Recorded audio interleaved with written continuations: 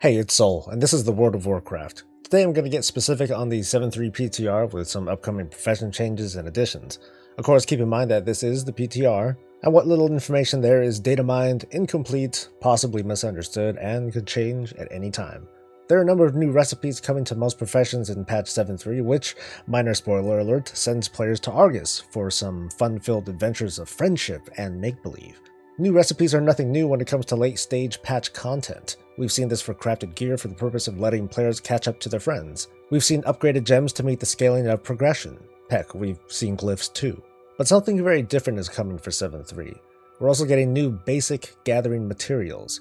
This is somewhat different from earlier expansions like Warlords of Draenor. Fellbite was added late in that expansion to supplement new armor crafting upgrades, among other things.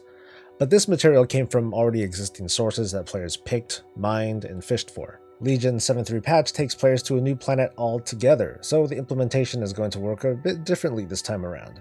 After all, it wouldn't make sense if Aetheral and Dreamleaf could be found on Argus. But that also means that Argus will give us what is basically a second crafting economy. Along with these new basic materials come new versions of Blood of Sargeras as well as Obliterum. When we look at the current PTR data, we can see that the new gathering nodes and materials affect all primary professions at least on some level. Alchemists can create elixirs tailored for outdoor content and transmute Blood of Sargeras into Primal Sargerite at a ratio of 25:1. Armor crafters can create at least one new piece of gear that uses a primary material and this Primal Sargerite. Because of the mere existence of Primal Obliterum, we can presume that we'll encounter a similar cycle of gathering, crafting, obliterating, and recycling and doing that all over again. So these items aren't what I'd call game-breaking or required because at the moment there's so few of them, and this could change. But so far, if you ask me, this is a pretty big deal worth discussing. From a practical standpoint, this isn't much different from the introduction of Fellblight and Warlords of Draenor, like I said. Players had to go to a specific zone and farm there in order to obtain this specific material. Recipes required materials from both the old and the new content. In Legion though, players will travel to a specific zone on another planet and farm there in order to obtain all materials, or pretty much all materials, for recipes specific to those zones. All in all, the point in both cases is to get people to the new area, and that sounds just fine to me. My skepticism though comes from how I feel about just how useful these items are going to be, and how this will influence existing markets.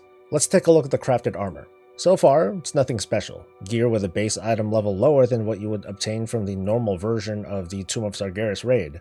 However, based on the current tooltip for Primal Obliterum, this gear can be upgraded 6 times to an item level of 915. Currently on the PTR, normal Obliterum based gear still has a cap of 900. This could easily change in the coming months, but at the moment, there's no sign of that. So with that in mind, I start this whole kind of slippery slope mindset and come to the unfair and premature conclusion that, hey, as a gatherer and a crafter, all the work I've done might have gotten me a lot of gains, but it does nothing to prepare me for this upcoming planet. In a way, 7.3 can be seen as an economic reset, where an entire realm supply of whatever material starts at 0. Blood of Sargeras currently has a value ratio of 25:1 according to the new transmute recipe. But as said, nearly all primary professions will have a recipe or two introduced that introduces these materials. It's got me a bit concerned about a couple of things. One is that these materials are exclusive to only these recipes. Without a doubt, these materials will have a lot of value at the start of the patch for the crafted gear and the fancy potions and the new gems, but how long will that last until there's an overabundance of it because there are in fact so few recipes? 2, because these materials are presumably gathered only on Argus, this shifts gatherers towards Argus and away from Azeroth. How will this affect the supply of the pre-7.3 materials? Are the other methods of resource generation like trading and order resources and Blood of Sargeras and such enough?